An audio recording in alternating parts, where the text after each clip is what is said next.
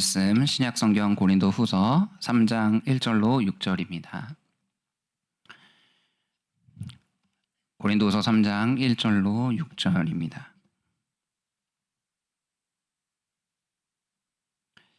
저와 여러분이 나누어서 교독하겠습니다. 우리가 다시 자천하기를 시작하겠느냐? 우리가 어찌 어떤 사람처럼 추천서를 너희에게 붙이거나 혹은 너희에게 받거나 할 필요가 있느냐? 너희는 우리의 편지라 우리 마음에 썼고 무사람이 알고 읽는 바라. 너희는 우리로 말미암아 나타난 그리스도의 편지니 이는 먹으로 쓴 것이 아니요 오직 살아계신 하나님의 영으로 쓴 것이며 또 돌판에 쓴 것이 아니요 오직 육의 마음판에 쓴 것이라. 우리가 그리스도로 말미암아 하나님을 향하여 이 같은 확신이 있으니 우리가 무슨 일이든지 우리에게서 난 것 같이 스스로 만족할 것이 아니니 우리의 만족은 오직 하나님으로부터 나느니라.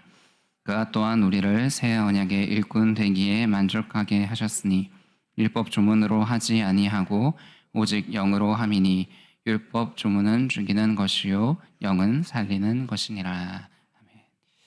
여러분에게 이런 질문을 한번 드려보겠습니다. 여러분의 장점을 한번 말씀해 보십시오. 몇 개 정도 말씀하실 수 있을까요?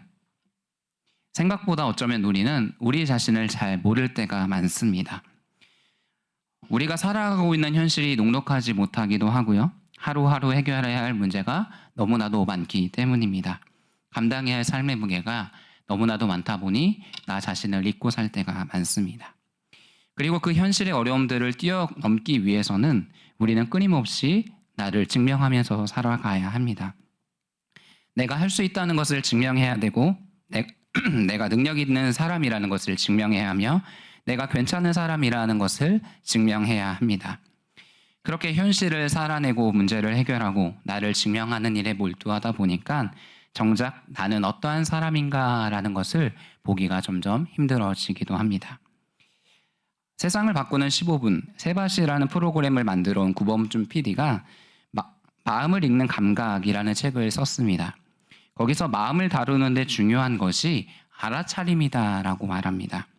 지금 내 마음이 어떠한 상태인지, 나는 왜 불편했는지, 나는 왜 아팠는지, 그리고 나는 어떠한 삶을 원하는지를 제대로 인식하는 순간부터 변화가 시작된다라고 그가 말합니다.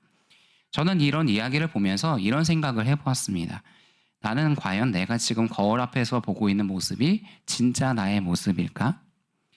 우리는 내가 무엇을 해야 하는지를 잘 알고 있습니다. 그리고 무엇을 해결해야 할지도 잘 알고 있습니다.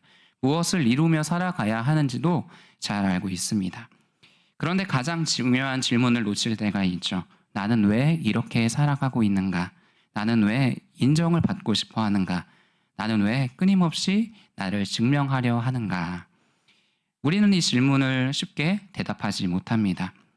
어쩌면 지금의 나는 과거의 시험지의 오답을 만회하면서 살기 위해 열심을 다하는지도 모르겠습니다. 시험은 이미 끝났는데 과거에 있었던 그 아쉬움이 끝까지 나의 발목을 잡고 나아가는 것이죠. 오늘 사도 바울은 고린도 교회 성도들에게 편지를 쓰면서 바로 자신을 증명하는 문제를 꺼내고 있습니다. 사도 바울에게도 우리가 잘 알고 있는 과거가 있었습니다. 그에게는 예수 믿는 사람들을 박해하고 하나님의 교회를 핍박했던 지울 수 없는 과거가 있었습니다. 그러나 이제 바울은 완전히 다른 자리에 서 있게 되었죠. 복음을 핍박하던 사람이 복음을 전하는 사람이 되었고 교회를 무너뜨리려고 했던 사람이 교회를 세우는 사도가 되었습니다. 그런 바울을 향해 이 고린도 교회 안에 있는 박해자들에게는 질문이 있었습니다. 바울, 너는 정말 참된 사도인가? 그의 사역은 정말 하나님께로부터 온 것인가? 바울은 자신의 사도됨을 증명해야 하는 상황에 놓여 있었던 것입니다. 그래서 바울이 썼던 편지들을 잘 보시면 그의 편지의 서문에서 항상 자신이 왜 사도인지를 밝힙니다. 고린도전서에서 이렇게 시작합니다. 하나님의 뜻을 따라 그리스도 예수의 사도로 부르심을 받은 바울. 고린도서도 마찬가지입니다. 하나님의 뜻으로 말미암아 그리스도 예수의 사도된 바울. 왜 바울은 자신의 편지를 시작하면서 나는 그리스도의 예수의 사도다라고 그 사실을 분명히 밝히고 있을까요? 우리는 이 사도됨에 대해서 이해하기 위해서 한 가지 중요한 사실을 생각해야 합니다.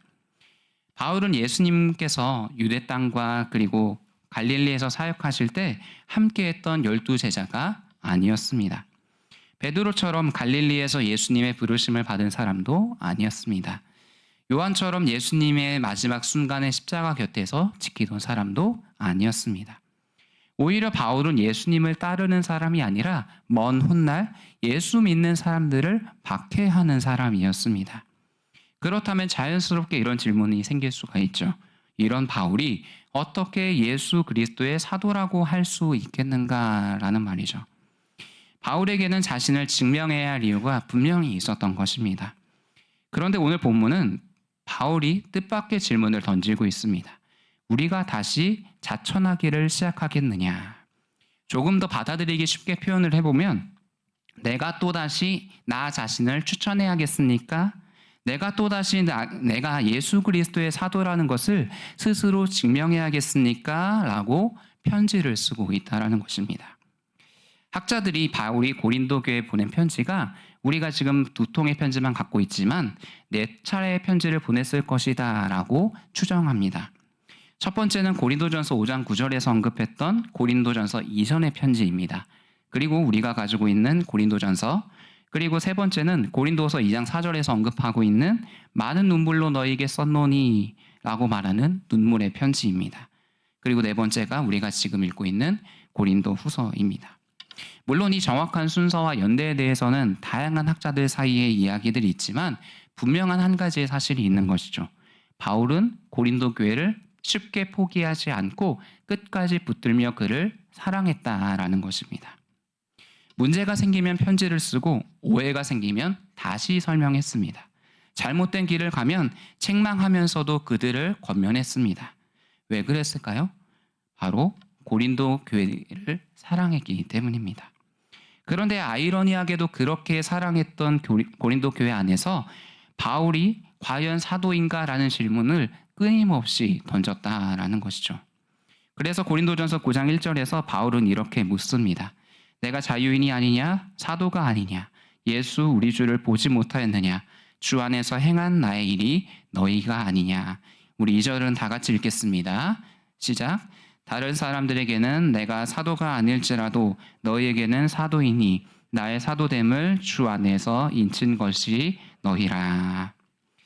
한 사람이 오랜만에 옛 친구를 만났습니다. 근데 이야기를 나누는데 이 사람이 계속해서 과거의 이야기를 꺼내는 겁니다. 야, 내가 과거에 이랬잖아. 다 사람들이 나를 알아봤던 인싸였어. 그때는 모든 사람들이 다 나를 찾았어.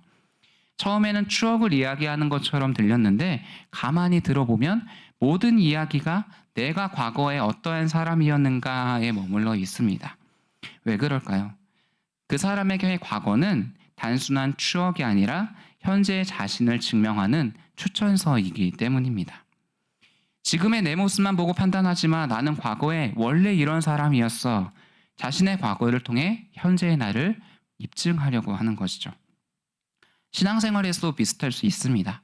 내가 옛날에는 새벽 기도를 얼마나 열심히 했는데, 내가 교회를 위해서 얼마나 열심히 봉사했는데, 내가 그때 교회를 세우기 위해서 얼마나 헌신했는지 알아? 그 모든 헌신은 귀하고 주님께서 모든 것을 알고 계십니다. 그러나 그 과거의 헌신이 오늘 나를 증명하기 위한 추천서가 되어지는 순간 그 사람은 과거에 매여 버리게 되어 있습니다. 그런데 성경도 끊임없이 과거를 이야기합니다. 하나님께서도 이스라엘 백성에게 끊임없이 말씀하셨죠. 너는 애굽 땅 종되었던 것을 기억하라.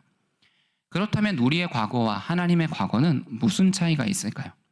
사람은 과거를 통해서 내가 누구였는가를 증명하려고 하지만 하나님은 과거를 통해서 내가 너에게 무엇을 하였는지를 기억하게 하십니다. 바울도 자신의 과거를 누구보다 잘 알고 있었습니다. 나는 교회를 박해했던 사람이다. 그런데 바울은 그 과거를 자신의 정체성으로 끝내지 않습니다. 고린도전서 15장 10절에서 이렇게 고백합니다. 그러나 내가 나된 것은 하나님의 은혜로 된 것이니 내게 주신 그의 은혜가 헛되지 아니하며 내가 모든 사도보다 더 많이 수고하였으나 내가 한 것이 아니요 오직 나와 함께 하신 하나님의 은혜로라. 바울에게 있어서 이 과거는 자기를 증명하는 이력서가 아니었습니다. 하나님의 은혜를 증언하는 간증이었던 것입니다. 사랑하는 성도 여러분, 우리의 삶도 마찬가지입니다. 우리는 살아가면서 끊임없이 나를 증명하고 싶어 합니다. 내가 얼마나 열심히 살아왔는지, 내가 얼마나 열심히 헌신했는지, 내가 얼마나 괜찮은 사람인지를 보여주고 싶어 합니다. 그러나 은혜를 아는 사람은 과거를 바라보는 방식이 다릅니다. 과거를 바라보면서 내가 이만큼 했습니다 라고 말하는 것이 아니라 하나님께서 나 같은 사람에게도 이렇게 일하셨습니다 라고 고백합니다. 내가 나 된 것은 하나님의 은혜입니다. 이것이 바울이 자신의 과거를 바라보는 방식이었습니다. 그렇다면 자신의 사도됨을 바울은 무엇을 통해서 보여주고 싶었던 것일까요? 2절입니다. 너희는 우리의 편지라. 사도 바울은 이 하나님의 은혜를 담아서 고린도 교회에 편지를 보내고 있습니다. 그런데 오늘 본문에서 바울은 자신이 써서 보낸 편지가 아니라 또 다른 편지 한 통이 있다라고 이야기합니다. 2절입니다. 너희는 우리의 편지라 우리 마음에 썼고 무사람이 알고 읽는 바라. 바울은 고린도 성도들에게 이렇게 말하고 있는 겁니다. 여러분이 바로 나의 편지입니다. 앞에서 살펴본 것처럼 바울은 자신의 사도됨을 증명해야 하는 상황에 놓여 있었습니다. 그렇다면 바울은 무엇을 통해 자신의 사도됨을 증명했습니까? 자신의 권력을 내세운 것도 아니었습니다. 자신이 이루어 놓은 업적을 자랑한 것도 아니었습니다. 누군가에게서 받은 그 추천서를 내밀었던 것도 아닙니다. 고린도전서 9장 2절에서 바울은 이렇게 고백했습니다. 나의 사도됨을 주 안에서 인친 것이 너희라. 내가 사도라는 증거가 어디에 있는지 여러분들 궁금하십니까? 그렇다면 바로 여러분들 자신을 한번 살펴보십시오 라고 사도 바울이 되묻고 있는 상황인 것입니다. 그렇다면 우리도 이 바울의 말을 따라서 고린도 교회가 어떻게 시작되는지를 짧게 살펴보려고 합니다. 시간을 거슬러서 바울이 고린도에 처음 도착했던 때를 보겠습니다. 지도가 준비됐으면 띄워주시면 감사하겠습니다. 바울은 수리 안디옥으로부터 시작해서 빌립보, 데살로니가를 거쳐서 베레와 아덴, 그리고 최종적으로 고린도에 도착하게 됩니다. 고린도에서 바울은 아굴라와 브리스길라라는 두 부부를 만나서 함께 일하면서 하나님의 복음을 전하기 시작합니다. 회당에 들어가서 유대인과 헬라인에게 복음을 전했습니다. 그 결과가 어떤 일이 일어났을까요? 사도행전 18장 8절은 당시의 상황을 이렇게 기록합니다. 또 해당장 그리스도보가 온 집안과 더불어 주를 믿으며 수많은 고린도 사람도 듣고 믿어 세례를 받더라. 수많은 고린도 사람들이 복음을 받아들였습니다. 그리고 예수를 주로 고백하게 되었습니다. 그리고 세례를 받았습니다. 그런데 그 과정이 순탄하기만 한 것은 아니었습니다. 복음을 거부하고 바울을 대적하는 사람들이 있었던 것입니다. 그런 상황 속에서 어느 날 밤 주님께서 바울에게 나타나서 말씀하십니다. 두려워하지 말며 침묵하지도 말고 내가 너와 함께 있음에 어떤 사람도 너를 대적하며 너를 해롭게 할 사람이 없을 거야. 왜냐하면 이 성중에 나의 백성이 많기 때문이야. 바울은 그 말씀 하나만을 붙잡고 고린도를 떠나지 않습니다. 무려 1년 6개월 동안 이곳에 머물며 하나님의 말씀을 가르칩니다. 그렇게 복음이 전해지자 사람들이 예수를 주로 고백하는 일들이 점점 많아지며 고린도에 하나님의 교회가 세워졌던 것입니다. 시간이 흘러서 사도 바울은 그때로부터 시작된 하나님의 일을 다시 한번 되묻고 있는 것입니다. 너희는 우리의 편지라. 바울이 자신이 전한 복음이 사람들의 삶 가운데 들어가 실제로 역사하고 있는 증거, 그것이 바로 고린도 교인들이었던 것입니다. 복음이 살아있는 증거가 고린도 교회였던 것이죠. 고린도 사람들이 살아가던 이 시대는 지식이 굉장히 중요했던 시대입니다. 그래서 이 고린도 교회 안에서도 수많은 지식에 대한 논쟁들이 있었죠. 그래서 사도 바울은 고린도전서 8장 1절에서 이렇게 이야기하는 겁니다. 지식은 교만하게 하며 사랑은 덕을 세우나니. 바울과 실라와 디모데가 전한 이 복음은 고린도 사람들의 머릿속에서 생겨진 또 하나의 지식이 아니었던 것입니다. 복음은 사람을 변화시키는 하나님의 능력이 되었던 것입니다. 그런데 사도 바울은 여기서 한 걸음 더 나아갑니다. 2절에서는 우리의 편지라라고 고백했지만 3절을 보니 너희는 우리로 말미암아 나타난 그리스도의 편지니라고 오늘 본문에서 말하고 있습니다. 결국 이 고린도 교회는 바울의 업적을 나타내기 위한 편지가 아니었던 것입니다. 그들의 변화된 존재 자체가 그리스도께서 일하고 계심을 보여주는 편지가 되었던 것입니다. 그래서 바울은 우리의 편지라고 말한 이후에 바로 그들을 다시 그리스도의 편지다라고 바꾸어서 알려주고 있는 것입니다. 그렇다면 이 편지는 무엇으로 어디에 기록되어 있습니까? 3절 하반절을 보겠습니다. 이는 먹으로 쓴 것이 아니요 오직 살아계신 하나님의 영으로 쓴 것이며 또 돌판에 쓴 것이 아니요 오직 육의 마음판에 쓴 것이라. 여러분, 바울은 왜 여기서 갑자기 먹과 돌판을 꺼내서 이야기하는 걸까요?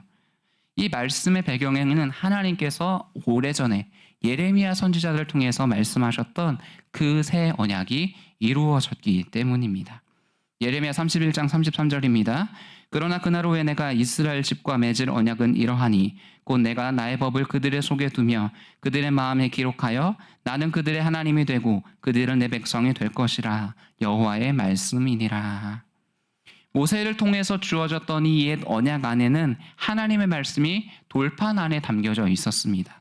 그런데 하나님께서는 예레미야를 통해서 새 언약의 날이 오면 하나님의 법이 그들의 속에 두고 그들의 마음에 기록하시겠다라고 약속하셨습니다. 그리고 바울은 지금 고린도 교회를 바라보면서 그 새 언약이, 그 과거의 약속이 약속으로 머물지 않고 실제로 이루어지고 있음을 보게 된 것입니다. 복음이 전해졌습니다. 사람들이 예수님을 주로 고백했습니다. 그리고 살아계신 하나님의 영이 그들 가운데 심겨지자 그들 마음 가운데 변화가 일어났던 것입니다. 그래서 고린도 교회는 하나님께서 약속하신 이 새 언약이 역사하고 있음을 보여주는 편지가 되었던 것입니다.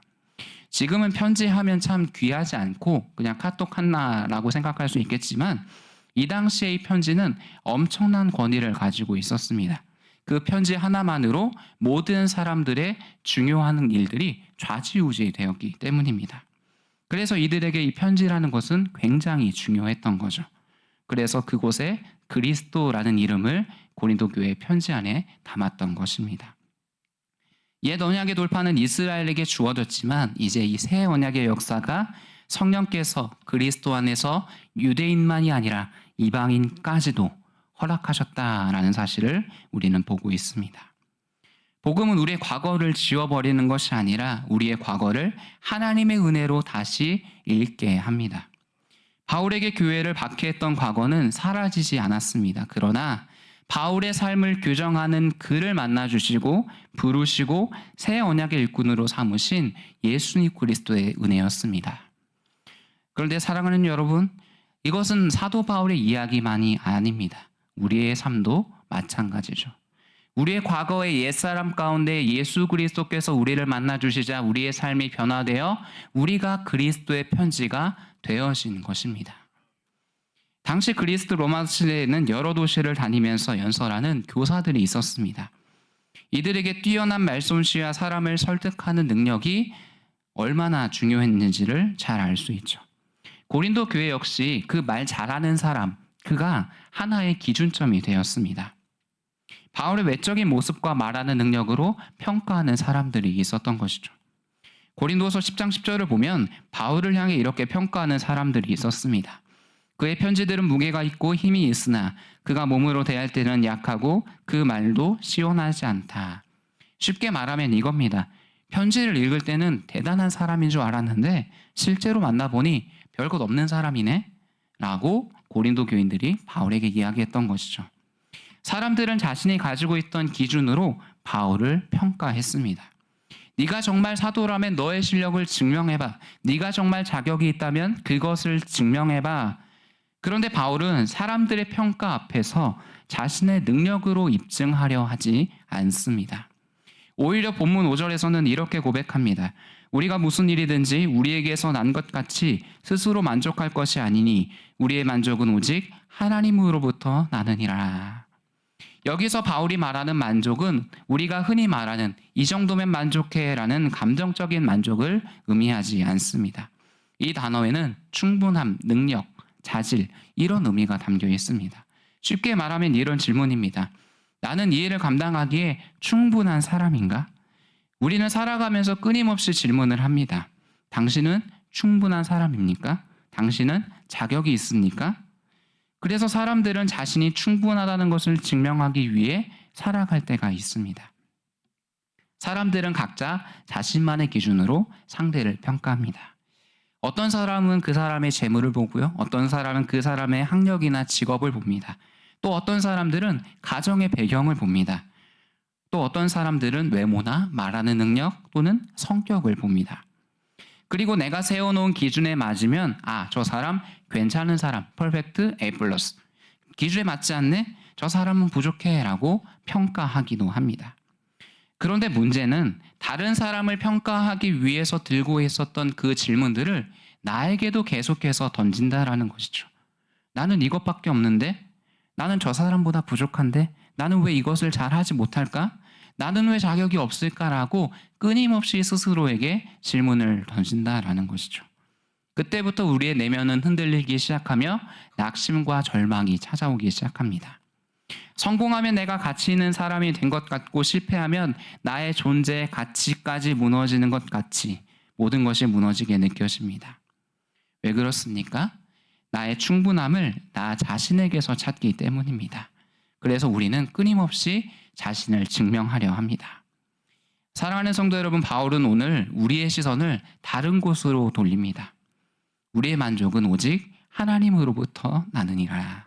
다 같이 고백해 보시겠습니까? 우리의 만족은 오직 하나님으로부터 납니다. 하나님께서 우리를 부르셨습니다. 그리고 하나님께서 우리에게 복음을 들려주셨습니다. 하나님께서 우리로 주 예수 그리스도 믿는 하나님의 사람으로 인쳐주셨습니다. 그리고 하나님께서는 지금도 우리의 마음에 그리스도의 편지를 쓰고 계십니다. 사도 바울의 확신은 근거 없는 자신감이 아니었습니다. 오히려 바울은 자신의 부족함을 잘 알고 있었고 6절에서 하나님께서 나를 새 언약의 일꾼이 되기에 만족하게 하셨다라고 편지하고 있는 것입니다. 누가 새 언약의 일꾼 되기에 충분하게 하셨습니까? 하나님께서 하셨습니다. 내가 충분해서 하나님께서 부르신 것이 아니라 하나님께서 부르신 사람을 하나님께서 그 일을 감당할 수 있게 충분하게 자격을 만드신다라는 것입니다. 사랑하는 여러분, 그러므로 우리의 시선을 사람들의 평가도 우리 안의 소리에게도 돌리지 마십시오. 모든 평가를 하나님께로 돌리십시오. 사람들의 평가가 여러분의 가치를 결정하도록 내어주지 마십시오. 과거의 실패가 오늘의 여러분을 만들지 않습니다. 과거의 성공과 업적을 꺼내서 오늘 나를 증명하려고도 하지 마십시오. 사랑하는 여러분, 우리도 마찬가지입니다. 이제 더 이상 과거의 시험지를 붙들고 오늘의 나를 증명하려 살지 마십시오. 그 시험지에 몇 개를 맞았는지, 몇 개를 틀렸는지 그것이 오늘 우리의 정체성을 결정하지 않습니다. 우리는 충분하지 않을 수 있습니다. 때로는 다른 사람과 비교하면서 내가 한없이 부족하게 느껴질 수도 있습니다. 맡겨진 일들을 바라보면서 내가 과연 이 일을 감당할 수 있을까? 순장님들이 나에게 부탁하고 구역장님들이 나에게 부탁을 하는데 나는 이거 아닌 것 같은데 라는 생각이 들 때도 있습니다. 하지만 우리의 삶을 성령께서 써내려가고 계심을 믿습니다. 우리의 삶은 그리스도께서 성령께서 써내려가시는 편지입니다. 그러므로 우리에게 부족함이 있을지라도 하나님께로 나아가십시오. 연약함이 있어도 하나님께 여러분들 자신을 맡기십시오. 그리고 이렇게 고백해 보십시오. 하나님, 나는 충분하지 않습니다. 그러나 나를 부르신 하나님께서 나를 충분하게 하실 줄 믿습니다. 나를 자격 있게 하실 것으로 믿습니다. 오늘도 우리의 마음에 그리스도를 새겨가시는 성령님을 의지하십시오. 우리의 옛사람이 우리라고 착각하는 그 모든 사단의 소리로부터 벗어나 너희 새 사람을 입으라, 성령을 충만케 하라 라고 말씀하신 그 하나님의 음성에 귀 기울이시기를 축복합니다. 우리의 맡겨진 자리에서 복음을 드러내며 살아가는 새 언약의 일꾼들이 되시기를 주님의 이름으로 축복합니다.